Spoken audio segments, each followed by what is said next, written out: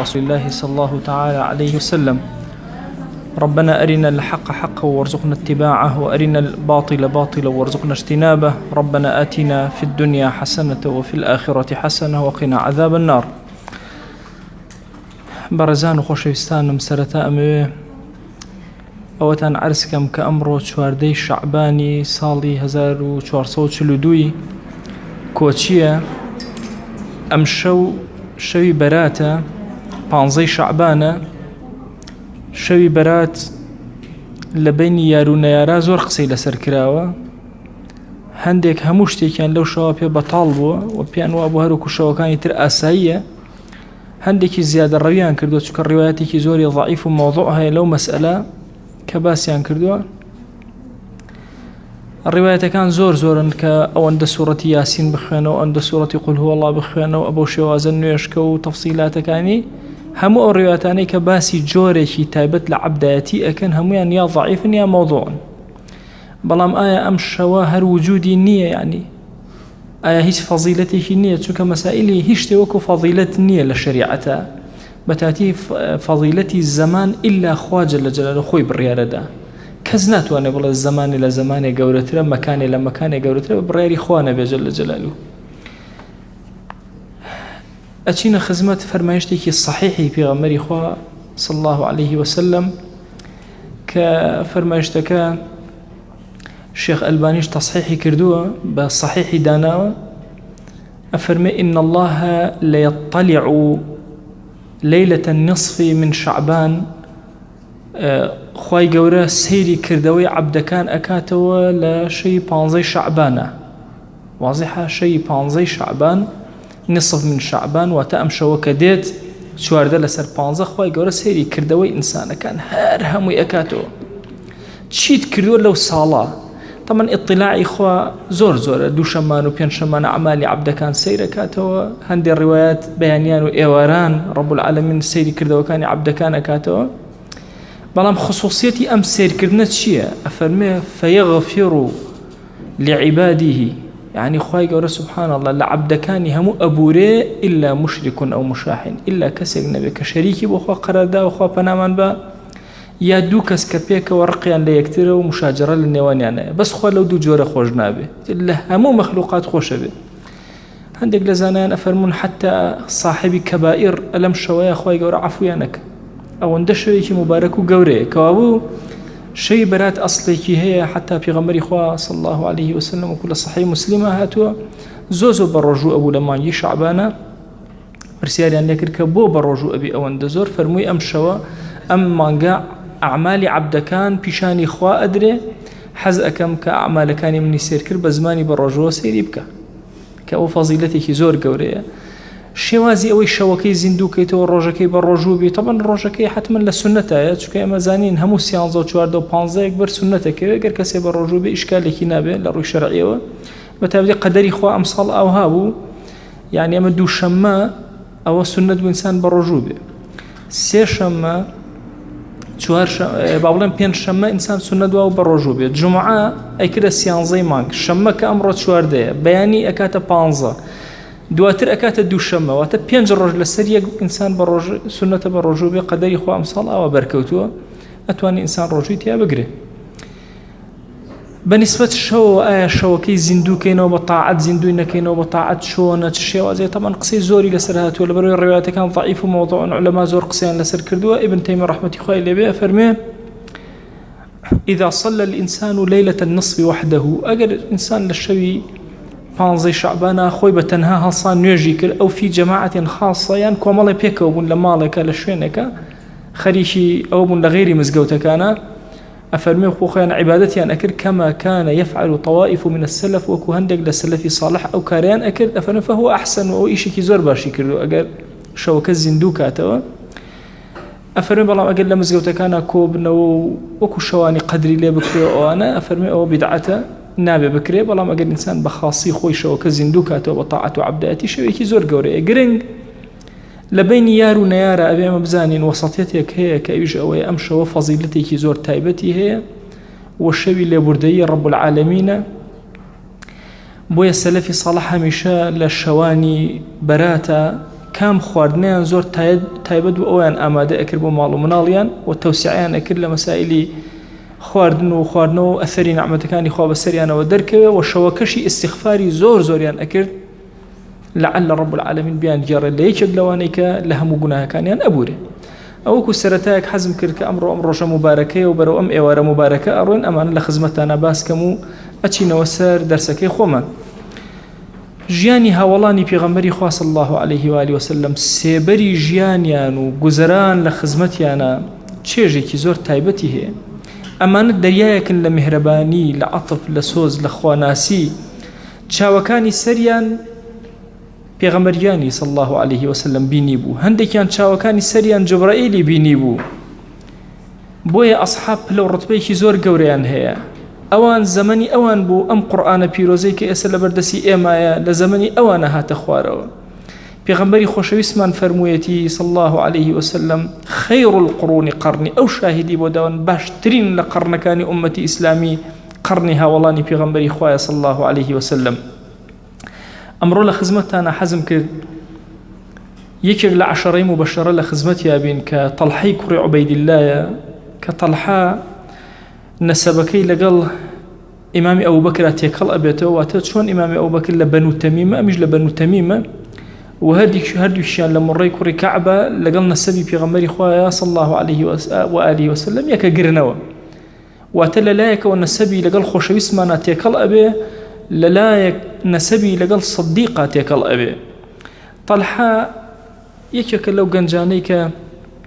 لە شاری مەکەیە عەوداڵە زۆر عەوداڵ بۆی ڕاستی بزانێ ئەگەڕێ لە زۆر شوێن پرسیارەکە ئەفەرمە جارێکیان ساڵێک چوون بۆ تەبەن تاجیرێکی زۆر گەورە بووە بازرگانێکی زۆر زیرەک بووە و زۆریش دەوڵەمەند بووە عەشەرەی مبەشەرە 6 دانیان زۆر دەوڵەمەند بوون یەکێک لەوانەی کە زۆر بێحەد دەوڵەمەند بووە بریتیە لە تەڵحەی کوڕی عوبەیدیللا کە دواتر باسی یەکەم چ بازرگانێکی گەورە بوو تەڵحە ئەڵێ چوومە بوسڕا لە مەنتیقەی شامە شوێنێکی زۆر گەورە بوو بۆ کڕین و فرۆشتن ئەڵێ کە عادەتی ساڵانی خۆم ئەچوومە ئەوێ ئەڵێ سێرم کرد پیاوێکی ڕاهیب لە سەومعەکەی هاتووەتە دەرەوە هاوارەکە ئەڵێ هو ئەهلی مەوسیم سەلوا ئەهل المەوسیم هەل فیهم ئەحەد من ئەهل الحەرەم ئەپرسیار بکەن لە ئەهلی ئەم مەوسیمە کە خەڵک هاتن بۆ کڕین و فرۆشتن بزان کەسی تیای ئەهلی حەرەم بێ ئەڵێ منیش وتم بەڵێ منی تیام من ئەهلی حەرەم ئەڵێ وتی هەل ظەهەرە ئەحمەد ئایا سەری دەرهێناوە لای ئێوە ناو دەنگ و باسێ خەبەراتێ وەڵا هیچ خەبەرات نییە مەبەستە چییە تی ئەمڕۆ ئەو ڕۆژەیە ئەم مانگە ئەو مانگەیە کە پێغەمبەری ئاخری زەمان سەر دەرئێنێ لە ناو خەڵکە وردە ئیتر پەیامەکەی خۆی ئیبرازەکە و باسەکە وتم کێیە ناوی چییە وتی ئەحمەدی کوڕی عەبدوڵڵای کوڕی عەبدولموطەلیب ئەڵێ منژ یەکسەر بارگەم پێچەوە ڕام کردەوە هاتمەوە بەرەو مەککە هاتمەوە ئەڵێ هەر گەیشتمە پێشەوە وتم دەنگ و باس خەبەرات هیچتان بیستووە وتیان وەڵاهی چرپێک هەیە ئەڵێن محەممەد ئیدعای ئەوەی کردووە وردە باسی ئەوەکە کاڵێ بووم بە پێغەمبەر کێ شوێنی کەوتووە ئاگاتان لێ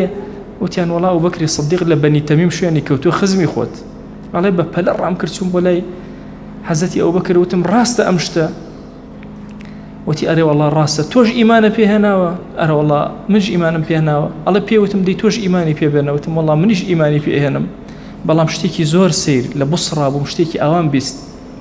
وتی ئەم مژدەیە زۆر گەورەی هەستا ئەی تەڵحە با بچین بۆ خزمەت خۆشەویستمان صلی الله عليه وسلم ئەفەرمێ کاتێک کە چوون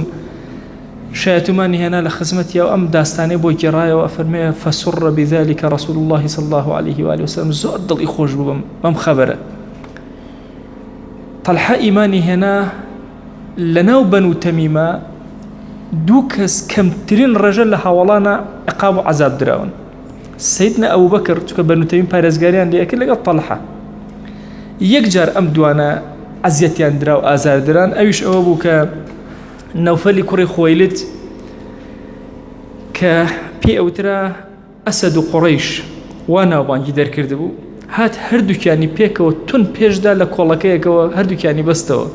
ئیتر لەم کاتەوە بە ئیمامی ئەبوبەکر و تەڵحە ئەوترا ئەلقەرینەین واتە دوو کەسە نزیکەکەی یەکتر زۆر نزیکەکە چونکە پێکەوە بەسرابوونەوە تەنها بەنو تەمیم لەم مووقیفە کە پارێزگاری لە طەلحە و لە سەیدنا ئەبوبەکر ناکەن ئەگەنە لە هەموو مەواقیفەکانی ترە هەم طەلحە هەم سەیدنا ئەبوبەکر هەردووکیان پارێزراو بوون حتا طەلحە لە کار و کەسابەتی خۆی نەکەوتوو کار و کەسابەتی قوڕیش زۆرێکی ئەو ئێبرد بەڕێوە ئەهات کارەکانی جێبەجێ ئەکرد ئەفەرمێ کاتێکە خۆشەویستمان هاوڵانی کردە برای یەکتر دوو کەسی کردە برای یەکتر طەلحە و زوبەیر پێشتر زوبەیر و کوڕی عەوام بۆ باس کردوون ئەم جارە طەلحەشی لەگەڵا کردە ڕەفیق و برادەری خۆی ئەم دوانە برای ئیمانی یەکترن تەمان ئەم سونەتە سونەتێکی زۆر گەورەیە ئێمە بەداخەوە ئەڵێم فەرامۆشی زۆرێک لە سونەن کراوە خۆشەویستمان بۆ دامەزاندی دەوڵەت هاوڵانی ئەکردە برای یەکتر لەگەڵ ئەوە برای دایک و باوکی و قەوم و عەشەتی خۆی هەیە لە عەشەتێکی تریش کەسی هەیە کردە برای بەڵام زۆر بە مولاحەزەیەکی ورد تەسەوورکەن لەناو مەدینە چەند کەس کراونەتە برای یەکتر یەکێکیان نیە لە ڕووی نەسەبەوە جۆرێک لە جۆرەکان تێکەڵاویان نەبێ بۆیە بە هەمان شێواز لەگەڵ ئەبوو ئەیوبی ئەنساریە کاتێکە لە مەدینە ئەیکاتە برا کاتێکە لە مەکەش لەگەڵ زوبەیری کوڕی عەوامە ئەیان کاتە برا جۆرێک لە نەسەبە تێکەڵاوەتیان هەیە و جۆرێک پەیوەندیان لەگەڵ یەکترا هەیە بۆیە سیرەکەی زوبەیر بە هەمان شێوازی طەلحە ئەکەوێتە کار و کەسابەت ئەفەرمێ لەگەڵ طەلحە پێکەوە ئەچون تیجارەتیان نەکرد بازرگانیان نەکرد حتا خۆشەویستمان کاتێکە هیجرەتی کرد عرضم کردن کە زوبەیری کوڕی عەوام لە ڕێیە دوو پۆشاکی زۆر جوانی سپی بەخشی بە سەیدنا ئەبوبەکر و سەیدنا خۆشەویستمان پێغەمبەری خوا صلی الله عليه و آله وسلم ئەفەرمێ ئەم بازرگانی ئەو دوانە پێکەوە بوون لە شامەوە ئەگەڕانەوە لە ڕێیە خۆشەویستیان بینی واتە دوای پێغەمبەری خوا صلی الله عليه وسلم ئەمانە هیجرەتیان کرد ئەفەرمێ کە هاتنەوە زانیان ناو مەکە ئیتر ئەسحاب هەموو وردە وردە هیجرەتیان کردووە ماڵی سەیدنا ئەبوبەکر کێ کۆی کردەوە هیجرەتی پێکرد طەلحە چونکە طەلحە خێزانەکە بریتی بوو لە ئوم کەلثوم کچی سەیدنا ئەبوبەکر بوو کچی ئەبوبەکری سدیق بوو طبعا طەلحە چوار خێزانی هێناوە لە هەر چوار لاوە خوشکی هەر چوار خێزانەکەی خێزانی پێغەمبەری خوا بوون صلی الله عليه وسلم یعنی چوار جار عەرەبیانان عەدیل باشە یعنی هاوزاوای پێغەمبەری خوا بۆ صلی الله عليه وسلم لە چوار طرفەوە طبعا طەلحە لەناو مەدینەیە وەکو سائری هاوڵان خەریکی بازرگانی و تیجارەت و کەسابەتێکی زۆر باش بوو یەکێک لەو کەسانەی زۆر ئیعتیمادی لەسەردا ئەنا خۆشەویستمان بریتە لە طەلحە طبعا لە ڕیوایەتەکانە زۆر باسی سەخاوەتی ئەوانەی کراوە بەڵام ئەمە جارێ باسی مەشهەدە جیهادیەکانی طەلحە بکەم دواتر ئەمەوە سەر باسی بەخشین و بەخشندەی و گەورەی لە بەخشندەی و کار و کەسابەتی ئەوە ئەفەرمێ طەلحە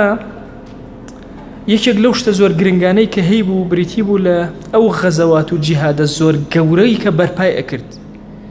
ئەفەرمێ لەناو قوڕەیشا چەند کەسێک هەبوون کە حەرەکەیان زۆر سەریع بوو و زۆر جوڵەیان بەقووەت بوو و زۆر چاو نەترس بوون یەکێک لەوانە طەلحە لە غەزای بەدرە خۆشەویستمان طەلحەی لەگەڵ هاوڵێکی ترە ناردوو بۆی هەواڵی عیری قوڕیش بزانن ئایا کاروانەکە گەیشتوتە کوێ هەتا ئەوان گەڕانەوە سەیریان کرد جەنگی بەدر تەواو بووە طەلحە زۆر بێتاقەت هاد وتی ئەی پێغەمبەری خوا صلی الله عليه وسلم کوڕە بۆ نەدوت ئێمە جیهادەکەین لێرەوە تۆ من چۆن دوور کەوتمەوە لە تۆ فەرمووی طەلحە مەترسە پشکم بۆ تۆ داناوە وەکو ئەمانی تر ئەمان چۆن پشکیان هەیە تۆش پشکی هەیە چونکە بەشداری لەگەڵیانە هاوڵەکەی تریش پشکی هەیە وتی کوڕە پشک ناڵم ئەجر فەرمووی ئەجریش دەڕێک وەکو ئەجری ئەمانە ئینجاڵە دڵی ئیسراحەتی کرد سکوونەتی پێ مادام ئەجرم لەگەڵ ئەمانە بێ مادام پشکیشم وەکو ئەمان وەرگرتە بێ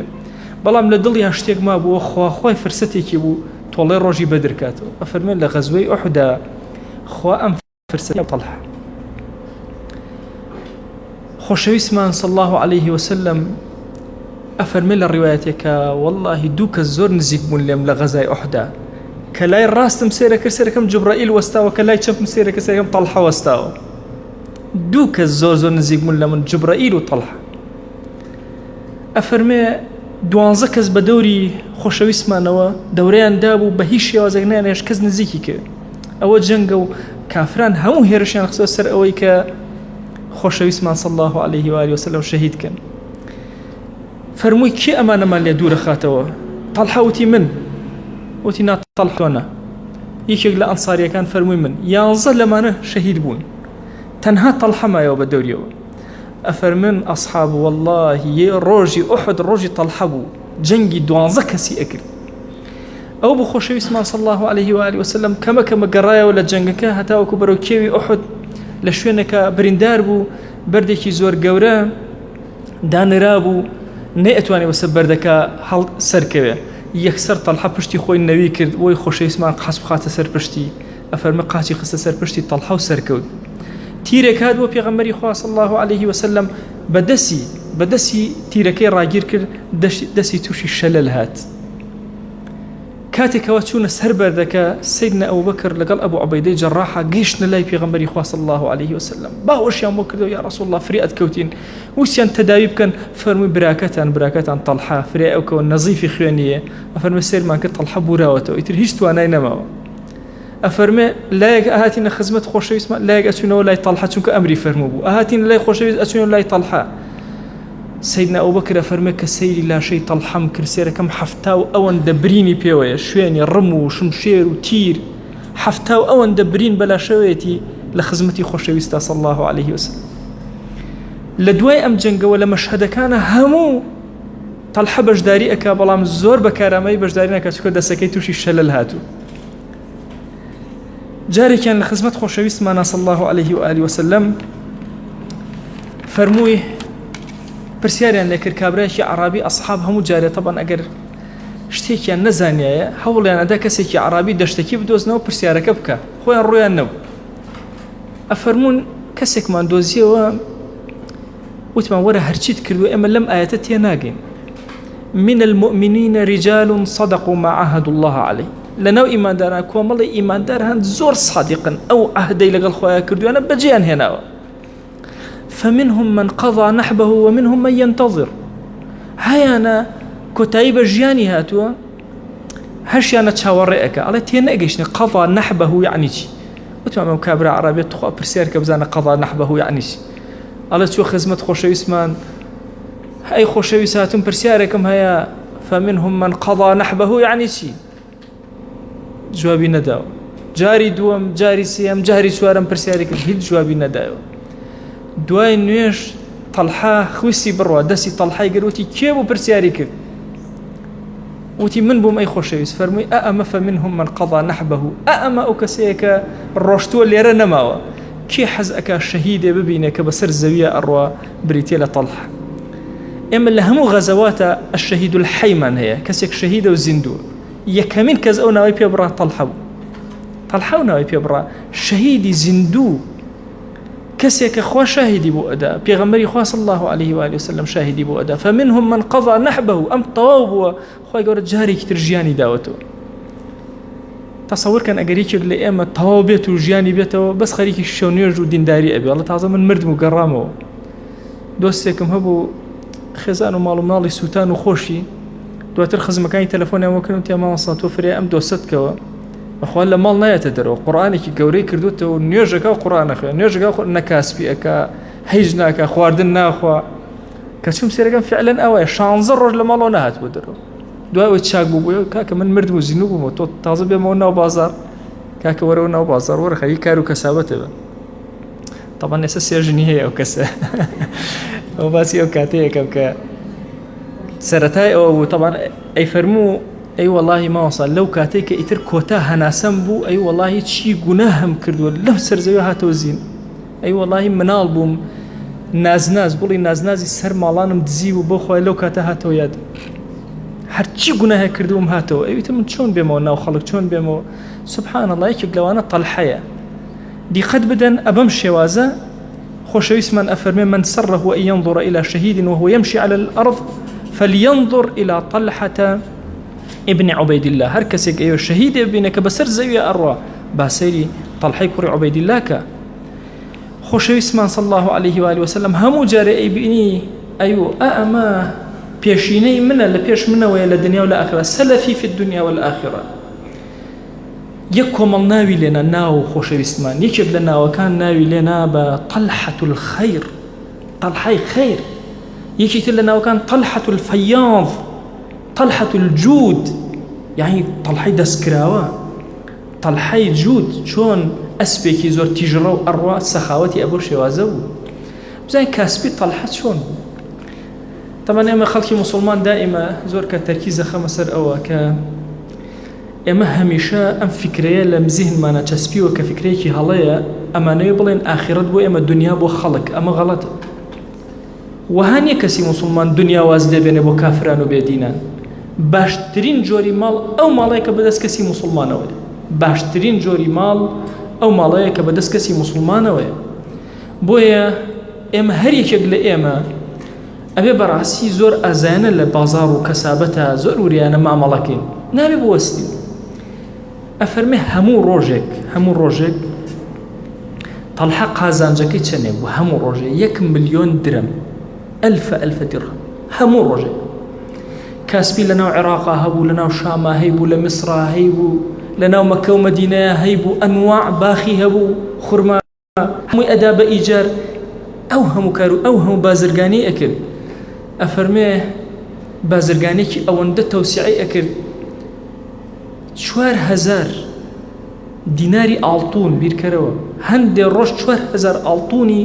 دیناری ئاڵتونی دەستگیر ئەبوو لەو کاتە. یعنی ئەگەر بە مقیاسی ئێرە بێڵێم ئێستا ئەڵەم یەکێک بوو لە ملیار لێرە جیهانیەکان تەڵحە ئەوەندە لە ئاستێکی بەرزە مامەڵەیەک بە شێوازێکی وەها ئەی بەخشی. خۆشەویستمان ناوی لە نابوو تەڵحەت الفەیاض. ئەفەرمێن لە یەکێک لە غەزوەکانە چوو بیرێکی کڕی لە قەراخی شاخێکەوە، یەک کۆمەڵ وشتری هێنا سەری بڕی، هەمووی کردە خواردن، هەموو جێشەکەی داوەت کرد. ئەفەرمێ کە ئەمەی بینی خۆشەویستمان صلی الله عليه وسلم فەرمووی ئەمە کێ کردی؟ ئەوەتیان تەڵحە. فەرمووی تەڵحەت الفەیاض. فەیاض یعنی چۆن کانیاوێک هەڵە قوڵێ، چۆن با بڵێن دەریایەک چۆن قوڵب ئەدات و پەلامان ئەدات و ئەڕوا، یعنی سبحان الله نەهرێک ڕووبارێک چۆن بە بەقووەتی ئەڕوا، یان لافاوێک چۆن دێ فەیاضە. فەرمووی ئەم تەڵحەیە ئەوە فەیاضە، ئەوە ئەبەخش. یەکێک لەو صفاتە زۆر گرنگانەی لە مەسەلەی بەخشینی تەڵحەیە، تەڵحە زۆر خزمەکانی خۆی بەسەر ئەکردەوە لەگەڵ ئەو دەوڵەمەندیە زۆرە، زۆر ئاگای لە بەنو تەمیم بوو. ئەوەی لە پێشا بوو کە بەنو تەمیم ڕۆژێک لە ڕۆژان خزمەتی ئەمیان کردو. ئەفەرمێ هیچ کەسێک نەبوو، عائیلێک نەبوو، فەقیرێک نەبوو لە ناو بەنو تەمیم ئیلا ئەم بەسەری ئەکردەوە، هاوکاری ئەکرد. کەسێک نەبوو قەرزی لەسەر بە قەرزەکەی بۆ ئەدایەوە. حتا لە غەزای بەدرە کاتێک کە کافرەکان گیران وتیان پارە بدەن، تەڵحە خۆی بە تەنها 10 کەسی ڕزگار کرد و ئازاد کرد. ئەزانە ئەو 10 کەسە کێ بوون؟ 10 کەس بوون لە خزمە نزیکەکانی خۆی، پارەیدا لە پێناوی ئازادبوونیانە کە کافر بوون، بەدەستی موسڵمانان گیراون. بۆیە تەڵحە بەبێ جیاوازی لە بین موسڵمان و کافرە بەخشندەیەکی زۆر گەورەی ئەکرد بەسەر خزم و کەسوکاری خۆیە کە ئەو صفاتێکی زۆر گەورەیە. ئێمە زۆر کات تەسەورمان وهەیە مەسەلەن سەدەقە و پیاوەتی و چاکەمان تەنها لە بینی خۆمانە. نا، کەسی موسڵمان فەیاضە، ئەوە نییە تەنها سیرکە. بڕواکەن ئێستا ئەگەر لەم شارەی ئێمە کافرێک هەبێت لە برسا بمرێ هەمومان گوناهبارە بین، چونکە نابێت لە برسا بمرێت. لە مەیدانی جەنگە خەڵکی موسڵمان ئازاترینە، بەڵام لە مەیدانی سڵح و ئاشتەواییە عینەن یاسای هەیە، ڕێبازی هەیە. چۆن لە مەیدانی جەنگە کافرێ بەرامبەرم بوەستێ چاوم لرەیەک ناکە و دڵم خەتەرەیەک ناکە کە لە گەردنی ئەقرتێنم. بە هەمان شێواز لە کاتی وە خۆشی و ئازادیشە، یعنی ئەو کاتێک کە کەسی موسڵمان لە کاتێکی ئارامایە لەگەڵ خەڵکی کافرە معاهدەی هەیە، بە هەمان شێواز کۆمەڵی یاسای خۆمانمان هەیە. بۆیە ئەبینی تەڵحە 10 کەس لە مشریکینی قوڕەیش ئازادەکە. ئەم بابەتە زۆر گرنگە. باش ئەوانە مشریکن، با پارەکەی ئەوان بێ بۆ لای ئێمە، بۆ پارەی خۆمان لە ناو خۆمانە نا. تەڵحە هەدەفی دوورتری هەیە. ئەوەندەی فەزڵ هەبوو زۆرێک لە بەنی تەمیم لەسەر دەستی تەڵحە ئیمانیان هێنا. طبعا بەنو تەمیم بەعام دەوڵەمەند بوون، بەڵام ئەفەرمێ بەنو تەمیم ئەبووە 3 بەش. بەشێکی دەوڵەمەند بوون و پیاوەتی تەڵحەیان بەسەرەوە بوو، ئیلا هەدیە و شتی دابوونێ. بەشێک قەرزاری تەڵحە بوون، بەشێکیش فەقیر بوون، تەڵحە بە خێوی کردبوون. هەموویان فەزڵ و گەورەی تەڵحە بەسەر سەریانەوە بوو. تەڵحە لە ڕووی کەسابەتەوە زۆر ئازا، لە ڕووی پیاوەتی و بەخشین و شەهامەتیشەوە زۆر ئازا. بۆیە ئەم ناوە جوانانە کاتێکە باسی تەڵحە ئەکەی ئەلجود، ئەلفەیاض، ئەلخێر، ئەمانەیەتە زێنێ کابوو موسڵمان ماڵی بۆ خۆی ناوێ. یعنی خۆ چی ئەکەی لە ماڵ؟ ئایا چەند کیلۆ ئەخۆی؟ ئایا بە ئەندازی فیلێکە پێ ئەخورێ؟ ناوە. کورە بە ئەندازی مریشکێکمان پێ ناخورێت لەم زەمانە. ئەزان مریشک چی ئەخوان نەکبەتە خۆ ناوەسێ. باشە تەسەور کە یعنی تۆ چی ئەخۆی؟ وە چی سەرفەکەی؟ بۆ خۆت چی دەوێت بۆیە کەسی مسلمان ئازاترین کەسە لە بازارە بۆی ئەمە عرستانەکەمە عەشەرەی مبەشەرەیە ئیمامی عومەر فەرمووی خۆشەویستمان کە وەفاتی کرد لە 6 کەس ڕازی بوو یەکیان تەڵحە کە وەفاتی کرد لە 6 کەس زۆر ڕازی بوو یەکیان تەڵحە بوو دەی تەڵحە ئەو دەوڵەمەندە زۆر گەورە و ئەو ملیار لێرە زۆر گەورەیە لە زەمانی خولەفایە تەڵحە مەواقیفی خۆی لە زەمانی ئیمامی ئەوبەکرە کاتێک کە بڕیاریدا ئیمامی عومەر لە دوای خۆی خەلیفە بێ یەک کەس لەناو ئەسحابە معارض بوو ئەویش تەڵحە بوو هەڵسایەوە فەرمووی چۆن جوابی خوا ئەیتەوە ئەم پیاوە ڕق و توندە ئەکەیتە خەلیفە بەسەر موسڵمانانەوە تۆ خۆت ئاوا نەرم بوویت و ئێستا ئەم ڕقی و توندیە ئەفەرمێ ئیمامی سەیدنا ئەوبەکر فەرمێ پاڵی یا بوو یەکسەر هەڵسایەوە تووڕە بوو وتی ئەی تەڵحە وەڵڵاهی ئەگەر خوا پرسیاری لێ کردم ئەڵێم باشترین مەخلوقاتی سەر زەویم دوای خۆم کرد بە خەلیفە کە سەیدنا عومەر خوای گەورە ئەو ڕقیەی ئەکاتە نەرمی بۆتان فعلەنیش ئیمامی عومەر کاتێک کە بوو بە خەلیفە زۆر نەرمی و یەکێک لەو کەسانەی زۆر ڕێزی لێ ئەگەر چووکە زۆر جەری و سەریح بوو تەڵحە بوو تەوەکۆم زمانە نەبووە سەوە زمانی ئێمە بووە وەڵا کابرا لە دڵی ئەمایەوە ئەو ڕۆژە ئەوەی پێوتم جا چارێکەم بە خەلیفە باشە خەلیفەی مسلمانان ئەسڵەن زۆر حەزێ کرد کەسی ڕێکی کاتەوە کەسە جەریئەکانیان زیاتر لە خۆیان نزیکە کردەوە بۆیە سەیدنا عومەر زۆر ڕێزی لە تەڵحە ئەگەر کاتێک کە وەفاتی کرد فەرمووی 6 کەس لە دوای من ئەم 6 کەسە خەلیفە هەڵەبژێرن یەکێک لەوانە تەڵحە بوو چونکە ئەیزانی زۆر جەریە ئەو بوو 6 کەسەکە کە عەبدوڕەحمانی کوڕی عەوف فەرمووی بابینەوە بە سیان 6 زۆرە بۆی ئیشەکەمان سەهلتر بێ ئەفەرمێ زوبەیری کوڕی عەوام وتی ئەوە من عەلی نوێنەرم بێ تەڵحە فەرمووی دێ عوسمان نوێنەری من بێ سعدی کوڕی ئەبی وەقاسیش خاڵی پێغەمبەری خوا صلی الله عليه وسلم فەرمووی دێ عەبدوڕەحمانی کوڕی عەوفیش نوێنەری من بێ واتە هەر یەکێک لەمانەوە بە صاحبی 2 سەڵت دواتر عەبدوڕەحمانی کوڕی عەوف فەرمووی لەم دوانەتان یەکێکتان تەنازول کەن بۆ ئەوی تریان کەسیان قسەیان نەکرد فەرمووی دەی من بکەن بە وەکیل دیارە منتان مەبەستە من ئەچم بەناو مسڵمان من خۆم نایکەم بەس ئەچم بەناو مسڵمانانە ئەگەڕێم مشوەرەت ئەەکەم کامیان بڕیارەدەم ئەو کەسە بێت چوو زۆر گەڕا لەم هاوڵ پرسیاری ئەکرد لەویتر دوای هەمویانی کۆ کردەوە فەرمووی وەڵاهی ئەی ئیمام بە ئیمامی عەلی بەناو هاوڵانە باش گەڕاوم ئەزانم کەس ناتوانێت لە ئەمری عوسمان لا بداوە هەمویان عوسمانیان پێ خۆشترە تا عوسمان پیاوێکی زۆر نەرم و حەلیم فەرمووی ئەوا من یەکەمین کەسم کە بەیعەت ئەدەم بە عوسمان بەیعەتی دای ئیمامی عەلیش یەکسەر بە دوای بەیعەتی دایە بەڵام زانان ئەفەرموون تەڵحە پێش هەموو کەس بەیعەتی داوێت چونکە پشکەکەی خۆی داوە بە سەیدنا عوسمان پێش هەر هەمویان کێ بەیعەتی دا بە سەیدنا عوسمان تەڵحە ڕەزا و ڕەحمەتی خوای لێ بێ دواتر دوای وەفاتی یا دوای شەهیدبوونی سەیدنا عوسمان یەکەمین کەس کە بەیعەت ئەدا بە ئیمامی عەلی ئەیضاً کێیە تەڵحەیە لەناو هاوڵانە هەڵەسێتەوە بەیعەت ئەدا بە ئیمامی عەلی طبعا بەمەرجێک لەگەڵ زوبەیرا ڕێگەکەون ئێمە بەیعەتت ئەدەینە ئەی ئیمام بەس خوێنی عوسمان ئێمە خەجاڵەت بووین ئەو عوسمانە گەورەیە کوژرا ئێمە دیفاعێکمان لێ نەکرد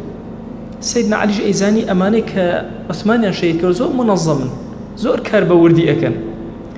ئەی فەرموو پەلەمەکە نەبێ ئەم کارە تەئخیر کرێت 4 مانگ ئەمانە چاوەڕێیان کرد سەیدنا عەلی هیچ جوڵەیەکی نەکرد بۆیە بڕیاریاندا خۆیان تۆڵە بکەنەوە هاتن بەرەو عومرە ڕۆشتن زوبەیر لە شوێنێکەوە تەڵحە لە شوێنێکەوە دایکمان عایشە لە شوێنێکەوە هەرسێکیان کۆبوونەوە دواتر بەرەو عێراق کەوتنە ڕێ ئەوە بوو والی کوفە پێیوتن کە بۆچی هاتوون وتیان هاتوین بۆ ئەوەی قەتەلەی عوسمان تۆڵەیان لێ بکەینەوە وتی مادام بۆ ئیشێکی ئەوەیە ئەبێت سەیدنا عەلیش بێت خەبەری نەر بۆ سەیدنا عەلی ئەویش کەوتە ڕێ هات ئەو لە ذیقار دانیشت ئەمان هەرزوو تەڵحە و زوبەیر پەلاماریاندا بەسڕەیان گرت دەسەڵاتی تەواویان بەسەر بەسڕەیە بوو موقعی جەمەل ڕوویدا طبعا هەتا ئێرە قەتەلەی عوسمان ئەمین بوون لە ئیمامی عەلی کە تۆڵەیان لێ ناکات دواتر قعقاع ڕەزا و ڕەحمەتی خوای لێ بێ کەوتە سڵح لە نێوانیانە ئەچوە لای دایکمان عایشە ئەهاتەوە لای تەڵحە ئەهاتەوە لای زوبەیر ئەچوە لای سەیدنا عەلی سڵحی کردن ئێوارە ئیمامی عەلی فەرمووی ئەوەی کە دەستی لە خوێنی عوسمانە هەیە بە دوورکەوە لێم بەیانی ئەچم لەگەڵیانە دائەنیشم هەموو دوورکەونەوە ئەفەرمێ کاتێک کە ئەمەی وت ئەوانەی قەتەلەی عوسمان منەظەم بوون زۆر تەنظیمێکی بە قووەتیان هەبوو وتیان تا ئێستا ئەمری عەلیمان نەزانیوە جا خۆ بەیانی ڕێکەوێ لەگەڵیانە لەسەر خوێنی ئێمە ڕێکەوێ هەمومانە کوژن ئەبێ زوو فریای خۆمان کەوی پێشتریش ئەیانزانی کە تەلحە و زوبەیر لەناو بەسرا 7 کەسیان لە قەتەلەی عوسمان کوشتن تۆڵەیان لێ کردبوونەوە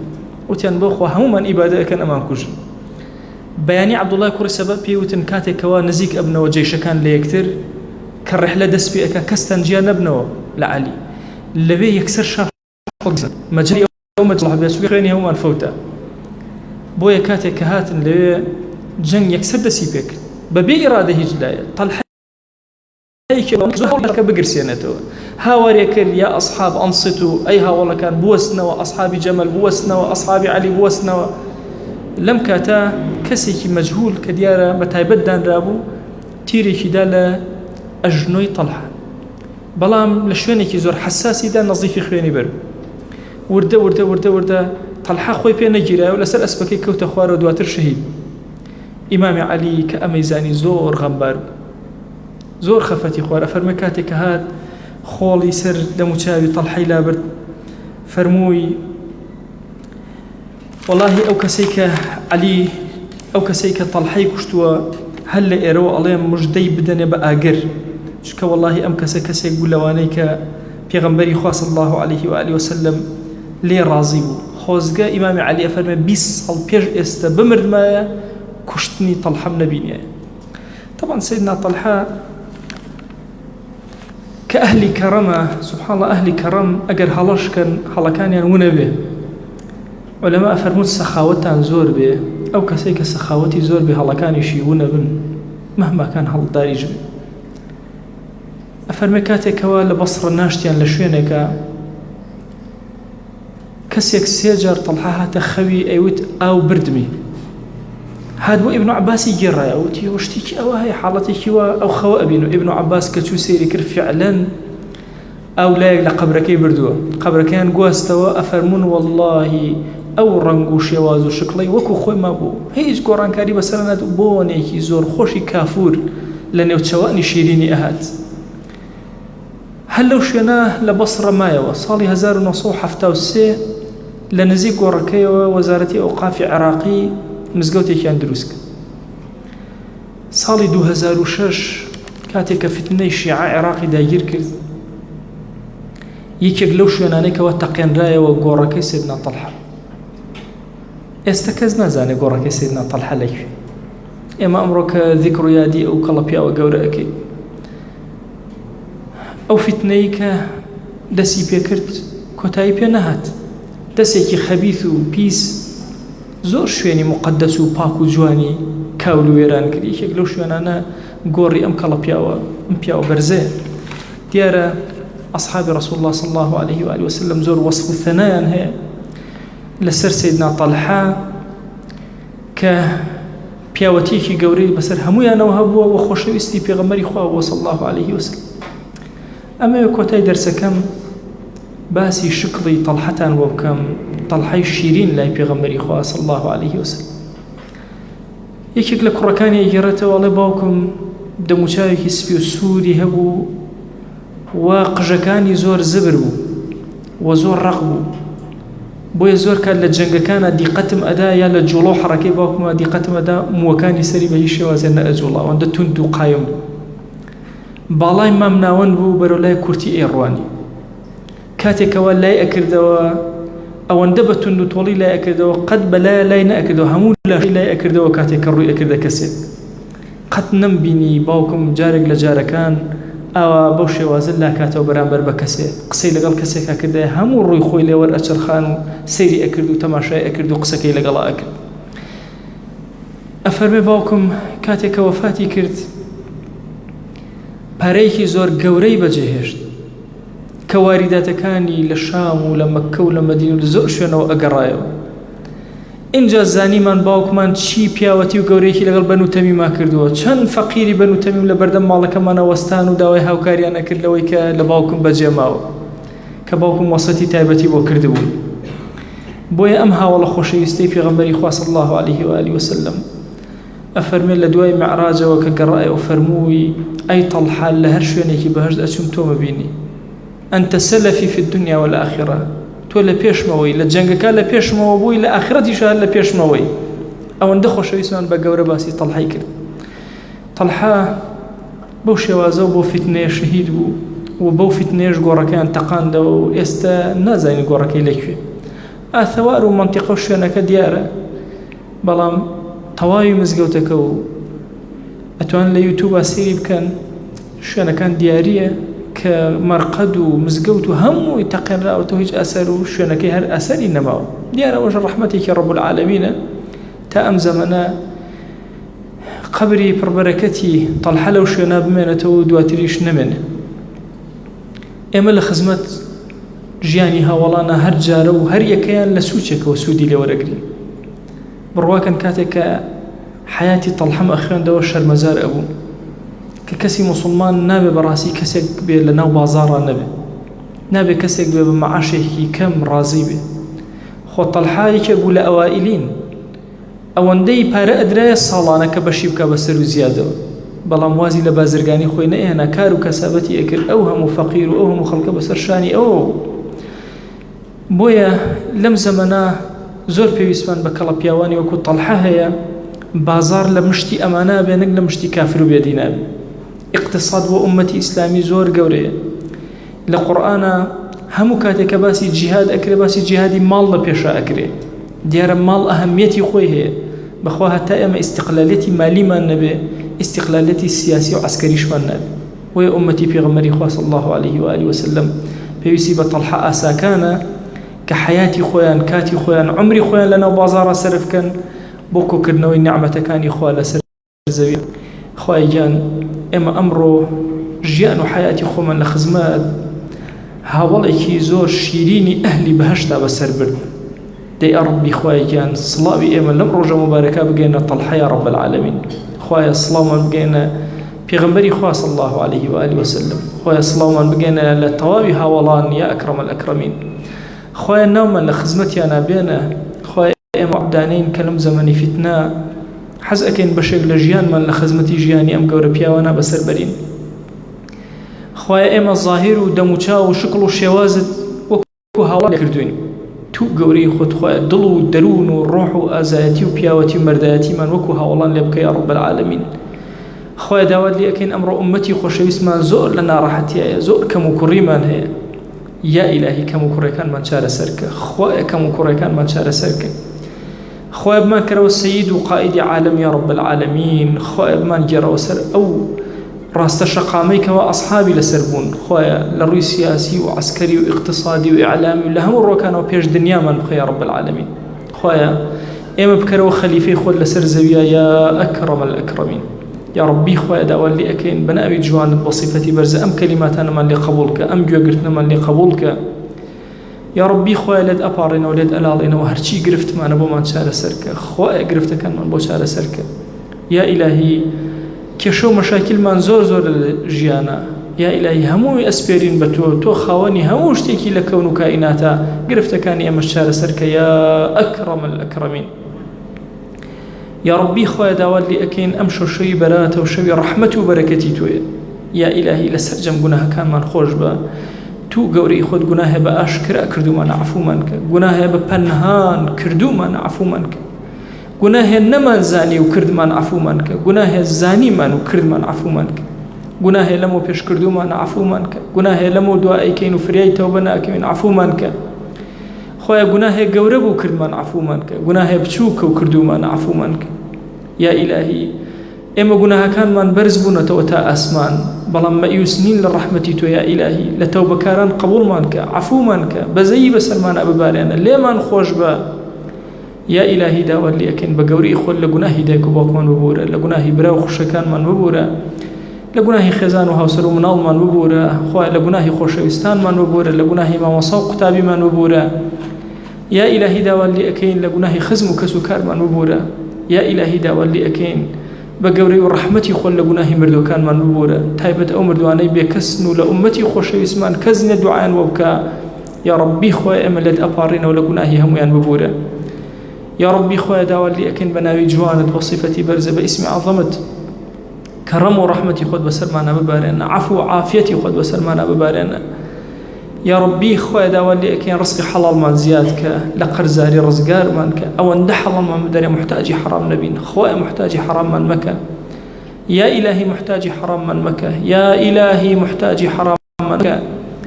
يا إلهي داول لي أكن بناوي جواند بصفتي برزة باسم عظمت كرموا بزي خذ بسرمان أبا بارنا. يا ربي خويا تو كريمي دسي كسر ردنا كيتوا ضلي شكاوي إمج رد مكرو يا رب العالمين. يا ربي خويا مالكان من آرامك، ضل من آرامك، يا إلهي شار ولات من آرامك، أمتي بيغمبري خواه صلى الله عليه وسلم آرامك. يا ربي خويا لفتنة يهود ونصارى ومجوز بمن بارزة. يا ربي خويا داول لي أكين وكساني ظلم لم ملة أكن خويا لكولي أم ملتين بخروة. يا إلهي أواني تشاكان بو أم قلاء خويا سربرزي دنيا وآخرتيان كن. يا ربي خويا حاكمي عادلي عاقلي دينداري خويا ناس بكرة خاوني أمولات ونجتماني إيما.